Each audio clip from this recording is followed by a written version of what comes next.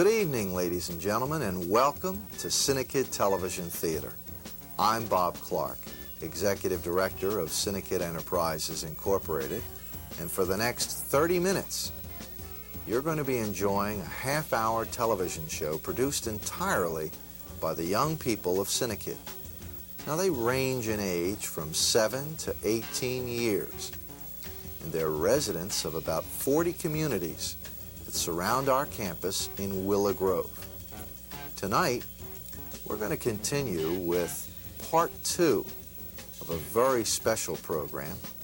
Our guest, Miss Penny Singleton, who was, as you probably know, Blondie for so many years in a variety of features that were created during Hollywood's golden age. Last week, Penny discussed with us how it was that she got started in show business, and how from stage she went to screen, and how she became Blondie.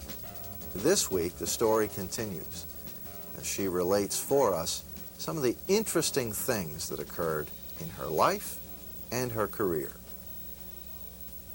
We had the same crew, and all of the extras and people who worked with us, we were all kind of a big family.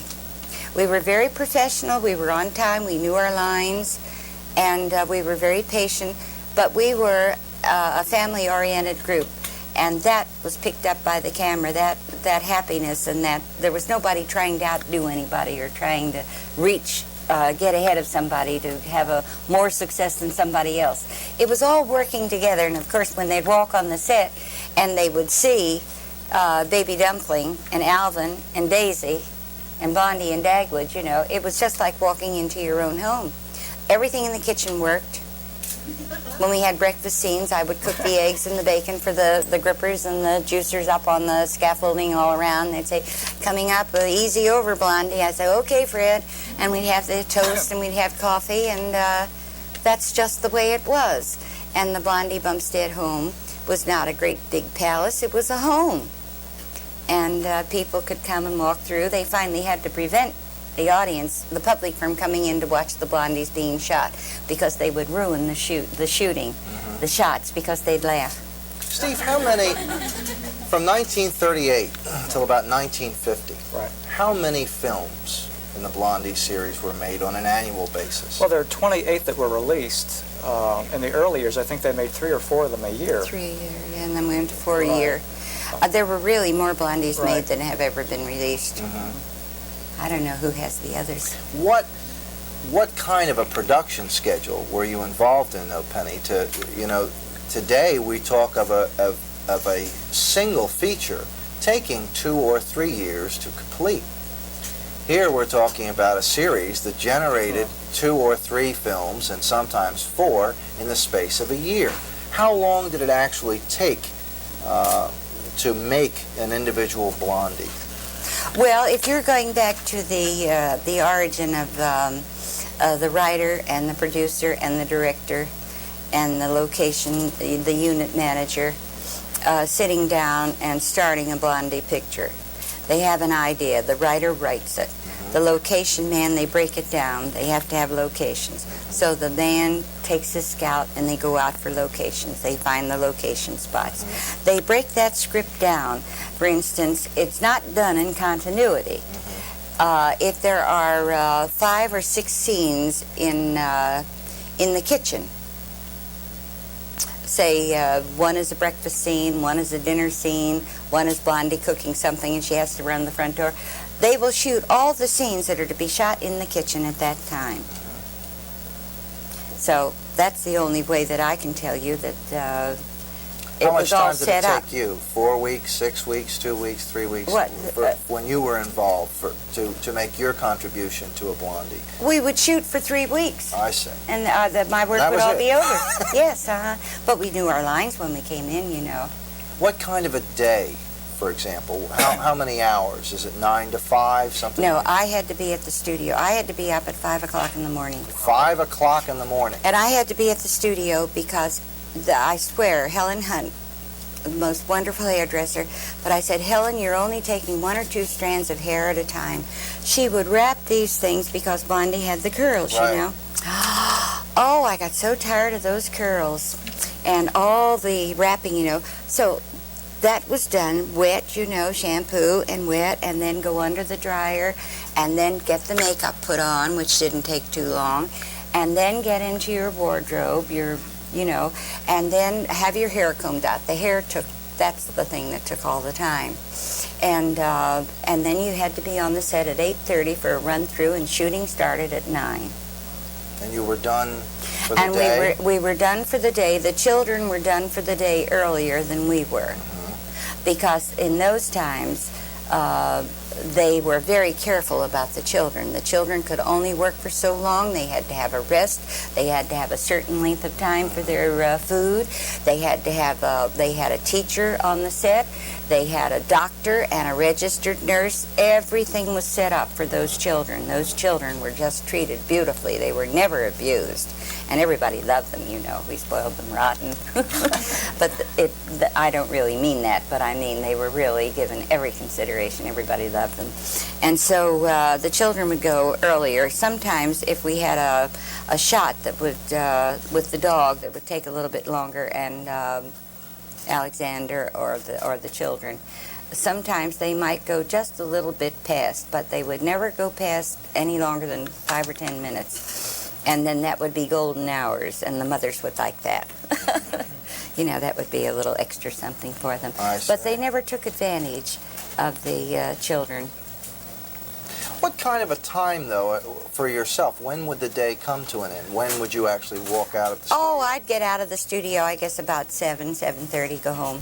And then you would still have lines to study, and be on deck at 5 and 5. Well, I would have lines that I would be brushing up on, because usually the moment I got my script, I read it and studied it, and I knew everybody's part as well as my own. I studied the lines. Did you come to enjoy movie making, or still deep down inside you still preferred working on stage in front of a live audience? My preference is theater, live stage, yes. And but I'm very grateful for the movies. I think I have a lot to be grateful for. Now, our boys and girls are able to appreciate your contribution through motion pictures. One of the areas that they're a little hazy on is this whole thing called radio's golden age. And you were a part of that as well. That's right. The Blondie series was not only something that we shared in movie theaters, but you also performed on radio. That's what can right. you tell us about what you remember? The medium? Yes, The please. difference in the medium?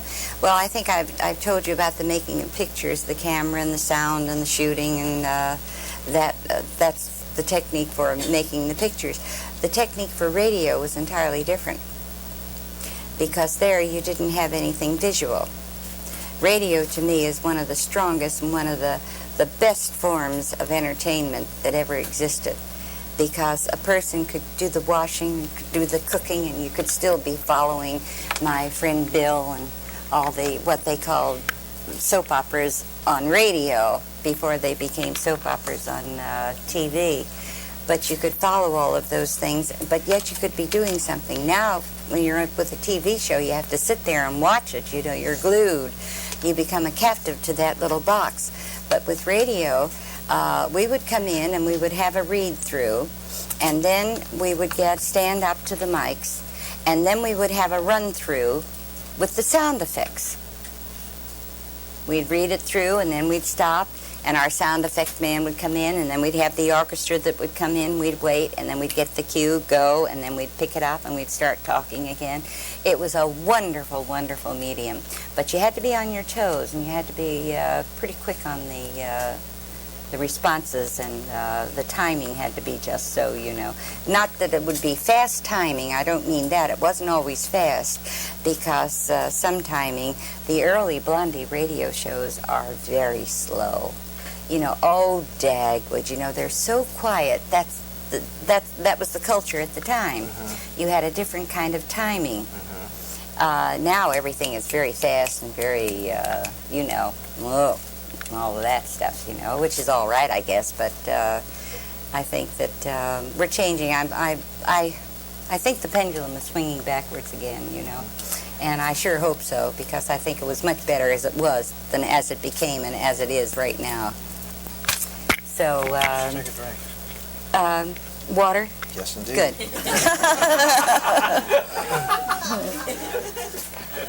That's my speed. Unfortunately, it's mine too. But your radio, we had wonderful performers on radio. Mrs. Dithers was Aggie Moorhead, and Hanley Stafford was Mr. Dithers, and Jim Backus was there. We had all these wonderful people who later became stars on television. Bea Benaderet, you know. She was on my own radio show after Blondie, the Penny Singleton show. She was my housekeeper. And, oh, I loved Bea. Oh, Mrs. Williamson. And but professional people, some of them become very impressed with their success and their talent. And that's all right, too. I'm not being unkind about that. But the majority of people with the real talent, the majority of people who achieve great success and lasting success are those who are very simple and very calm about things and very grateful for what happened to them and for their talent. So I look for the people who are like that, and sometimes I worry about being a disappointment to people when I meet with them, because I think maybe they would expect me to be like some of the stars that I've read about. Well, I couldn't be like that if I tried. I don't even think I could play that kind of a part. You know, and an actor should be able to play any kind of a part. But that would be the kind of a part I wouldn't be interested in. Where does your energy come from? Well, it must have been something in the water in South Philadelphia. That's the only thing I can say. That's what we're trying to find out. Are you Well, I was a enjoying dancer. coming? No, I was a very strenuous dancer. Now, the other night on with Jim what was his name? The man on radio. McCormick. Jim McCormick. Yeah. Jim McCormick. I had one of my dancing teachers, Miss Florence Cowanova, of the Cowanova School of Ballet. She was one of my dancing teachers. She taught me ballet. She came down. I called her and said, Miss Florence, please come down. I want you on the radio show with me. And so she came down, and it was so good to see her. But you see, I started out as a dancer, and I had a good, healthy pair of lungs, so I was just kind of not a trained singer, just a singer. And so the dancing, I think, the strenuous exercise, the acrobatics, I trained with Professor Walter J. Herman. I was training for the Olympics. And I wanted to get the gold medal if I could. That's what I was working for. I didn't know if I could or not, but I was working for that. But I was one of the fastest acrobats in the business.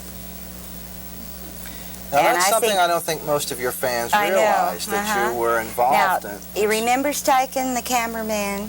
Steichen? Sure. He invented a lens. He came to see me at the Winter Garden. I was the propeller in a number. I was in Sky High at the time, and the chorus formed an airplane. And I was the propeller in that airplane, and I did what we called spotting tinsikas in one spot. And I did 100 of those in one spot. I would do 50 with the hand, without the hands, and then I would do 50 with the hands. And he came to see the show, and he was so impressed because he said, oh, you can see her arms and legs. I have to get a picture of that girl. And so he invented this lens, and I went up to his studio, and he had it on, and it was on 41st Street and off of 5th Avenue. And he had a room like this, and he had a place for me to do the spotting tinsikas. And he took a picture of me with it, the first time that lens had ever been used. And that picture was in one of the early issues of Vanity Fair. which was a very classy fashion and society magazine. And there's the full page saying, taken by Steichen, and the first time that lens had been used. He used the lens that could stop something, and he could, while it was in motion, you know, and he could get the full thing. And of course, he was one of the greatest cameramen we had. He left a lot of things. And I never did get another picture of that. My folks did. You know, 3 moves is as good as a fire when you're traveling around and moving all the time. I don't know what happened to scrapbooks and old pictures and things. I have some of them, but not as many as I used to have. Are you getting set now to put your memories down on paper, as it were? I'm writing a book. And I said, it's not going to be the kind of a book you've been reading with a lot of sex and a lot of this and a lot of that. It's just going to be a book. I don't know whether it's going to sell or whether it isn't going to sell. But I'm going to do it even if it's for nobody other than my grandchildren and my own family. Have you started? Yes, I have, and it's like Topsy. It keeps growing I and just growing, was and I keep wondering, remembering things, and I say I'm not going to live long enough to finish it. Oh, suppose we give our other guest an opportunity. And tell me about your children. I will indeed. But with us is Steve Randisi, who is probably more informed about your career than even you may be. And I have been really impressed with the fact that when he latches on to something, he becomes a one-man research department. What I'd like especially to share with our kids is where your interest developed. And I would really appreciate it if you would tell them the story about the little boy who didn't want to go to bed. Oh, and, well, how I know so much about Penny is simply because I'm a Blondie fan. And, you know, the thing is that the kids today are so sophisticated. When I was 6 years old, I thought the Bumsteads were real. I remember asking my parents, you know, where do Blondie and Dagwood live? I wanted to meet them. And, of course, you know, children today who see movies, you know, they see things like Superman 3 and Rocky 3. And I suppose when you were making Blondie, if it had been the success today, they probably would call it Blondie 1 and Blondie 2 and Blondie 3 and Blondie 4, rather than, you know, the sequel titles that they use, like Blondie Meets the Boss and Blondie Brings Up Baby. But speaking of Blondie, I brought some photographs. Maybe you'd like to see some of them? Certainly. And I think Penny could probably illustrate these the best. Okay, you want to play to this camera? Sure. Can you see these? I'll just hold them up. And Penny, can you see these? Yes, I sure can. Hi, Dagwood. You want to tell the audience what these are? This is Blondie is whispering something to Dagwood. I don't remember what I was whispering. But that's a close-up of both of us. Was that the first Blondie? Yes. That's the first Blondie picture. All right. The first Blondie that was made. Okay, this is also from the first Blondie. This is also from the first Blondie. Oh, you're going to tell the story about this one, aren't you? No, the chair later. And this is Blondie talking to Dagwood, and here's Baby Dumpling. Wasn't he darling? Wasn't he sweet? And Daisy, and what a dog that Daisy was. Honestly, that dog tried to talk. You know, it really tried to talk. That dog was so lovable and so sweet. And of course, all the puppies. We had a ball making these pictures. It really wasn't work. It was work in a way, but it was the most pleasurable kind of work anybody could have been blessed in having. So that's the little Bumstead family at the time. Later on, we had Cookie and 6 puppies. Well, speaking of Cookie, here she is. Yes, here she is. Marjorie is that cute. And there's Larry and Margie. He was called Baby Dumpling when he was little. That's right. And then when he was about 7 years old, in the first grade, I think, Blondie took him to school. And when he came home, he had a black eye. And Blondie said, "Oh, Baby Dumpling." He said, "Don't ever call me Baby Dumpling. My name's Alexander." He had gotten a black eye because they had made fun of calling him Baby Dumpling. So he had had a little bit of a joust with somebody, and from that point on, he was called Alexander. The interesting thing about Daisy is that she was trained, I should say he. Daisy was actually a he. Oh, yes. Daisy was trained by Rudd Weatherwax, who also trained Lassie. For goodness sakes. Oh, yes. Rudd is a great, one of the greatest dog trainers out there. All the dogs and animals, you know, Rudd is in on that. And the horses, too, you know. He has beautiful horses. Did Sure you know? does. Yes. Exactly. Uh-huh. And The final one. Oh, the final one, yeah. This is Blondie and Dagwood and Alvin, Danny Mummert, Remember the little boy next door? The one who was always giving Dagwood the Fresh kid. the nervousness. And here is Alexander. Alexander, yeah. Is Daisy in there? Oh, yes, Daisy's in there. What was that? He's reading something. He's reading a poem. That's from Blondie Goes Latin. You're about to take a trip on a luxury liner. And he's reading a poem. I think it's, let's see if I can remember it. Whenever the Bumsteads take a trip, I always hesitate and wait. And that's because the Bumsteads seldom get ever beyond the Bumstead gate. Oh, that's why. I can remember that. Very good. He remembers it. Isn't that something? Boy, I just amazed myself. I didn't Yeah, isn't that Absolutely something? dazzling. 1940. how I about wasn't that? even born yet, but I have that. I have a print of that film, so that's why. Well, families, the audiences could relate to the Blondie movies. There are very few movies today that audiences can relate to, you know. And I think The Outer Space. Well, I did Jane Jetson, the voice of Jane Jetson, and my grandson, you know, he was so excited about this Sally Ride. You know, I'm excited about her too. Isn't that wonderful? The first woman in space. But I said, you know, I was really the first woman to live in space on film. And of course, my grandson Matthew, he'll be 11 in September. He says, he invites his friends in, you know, he says, come on over to my house and we're going to see my grandmother. She was in the olden days. And she's going to have one of her old films on TV. What was it that for you was so fascinating? Why are you such a Blondie fan? Well, I think it's basically because of the family element. You know, the Bumsteads live on Shady Lane Avenue, and they have the dogs and the kids and, you know, the white picket fence, and it's really, watching those movies is almost like taking a lesson on how to be an American. Well, you know, the comic strip, it's so American, yeah. Blondie is Americana. Right, exactly. Chick Young, it was the foremost comedy strip in the country, and it became the foremost comic strip throughout the world, and today it still holds that position. It is the foremost comic strip throughout the entire world. And Chick Young was a modern Mark Twain. And we followed the comic strip. We stayed with the comic strip like you stayed with the Bible in your religion. Exactly. We were very faithful to the comic strip. And we never had anything that would be objectionable. We had slapstick, but you got a lot of real good, healthy laughs because it had to remind you of people in your family and things that had happened in your family, and it was all good, clean comedy. Sure. Anybody could go and see a Blondie and not be insulted or have a bad taste in their mouth, and the children loved them.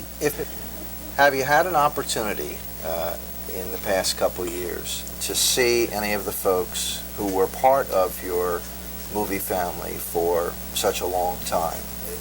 The folks who made the Blondie films, are you ever given an opportunity to see Arthur Legg? Oh, yes. As a matter of fact, I talked to Arthur. Arthur was supposed to come out here and play with Wayne Rogers and Elaine Joyce. He was supposed to play one of those little vignette parts in a dinner theater show called Catch Me If You Can. But he's not going to do it. He decided he wouldn't do it. And Arthur and I were supposed to do the gin game over at your City Line Theater over here. But he's not quite up to that part, he didn't think, you know. And he would like to do something a little different, you know. How about yourself? Oh, I will do anything on stage. I will do gin game. What I want to do is on Golden Pond with John Carradine. I'd like to come out to City Line and do that. And I'm going into New York. I'm going to find out about a couple of plays. My agent having me see some people about there. They wanted to know, well, what does she look like? She's been around for a long time. What does she look like, you know? So I said, well, I'll let them go in and see what I look like. Maybe it will help. That's fantastic. That really So there you are. But you're not slowing down in the least bit. I guess not. We're having trouble keeping up with her. Well, she's here this week, I should say that. Well, they made me promise that I would not run over schedule. I bet we did. A little we? bit. Oh, isn't that awful? I have something for you. you want to bring these over here? I think it was so nice of all of you to come. It was such a big surprise, and the children are so... Oh, am I going to get this? This is, I have something for you and something for Steve. First of all, this little book here, Penny, Yes. believe it or not, it's the first time that anybody ever wrote something that dealt with CINEKYD. And buried in these professionals, some of whom you may know, is a little mention of this Willow Grove operation. And this is a book inscribed from us to you with our love. Isn't that nice? And the same thing for you, Steve, with our inscription and our Well, appreciation thank for you. getting me ready for this. Thank you very much. And for both of you, you walk out of here official members of... Wait till I tell real people about There this. you go. How about that? Isn't that wonderful? Thank you. Oh, we thank you. Thank you, Jim. Thank you, Matthew. Thank you very much. Oh, that's wonderful. How about that? And I appreciate your coming. Oh, well, and, I being am so gracious with us. so pleased to be here. I did want to meet this young man, this Bob, and his children. As I told you, there is nothing else like CINEKYD anywhere in this country. And you protect it, and you stay with it and develop it, because when it begins to get around, you're going to have all kinds of poachers coming in trying to pull pieces away from you, you know. So you protect it, and I'll be right there to help you anytime you need me. God bless you. Okay. Now, you're not the only one who came with a gift, who brought a gift. Where's my gift? Roger? Roger? I brought back a film. Whoops. Oh, excuse me. That's all right. It's a little, it was, my husband was the executive producer on it. And Here. it's Miss Helen Hayes and Kachi Girado. And, well, you'll see it when you run it. But I brought it back for the children to see. It was a film that was made for television. And I think that they will enjoy that. And then I have another short reel. Do you want to leave the short reel for the children We need to that for see? the banquet tonight. Oh, we need that for the banquet. Can you get it back over I for sure Bob can. afterwards? I sure can. All right, and then you'll see some singing and dancing. It's not great, but it's all right. But you can see that, and you can see how people start out in the business. Now, how old are you? 9. You're 9. Well, I was a couple of years younger than you when I started out in the business. Isn't that something? Isn't that amazing? Gollies.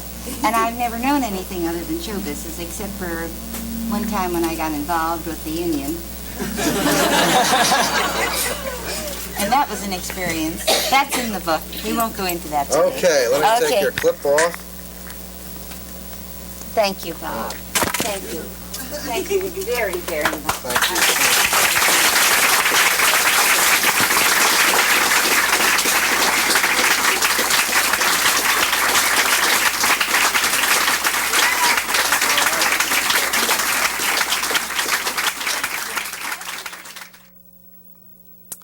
Our thanks to Penny Singleton for sharing part of her recent visit to the East Coast with us, with the members of the CINEKYD organization.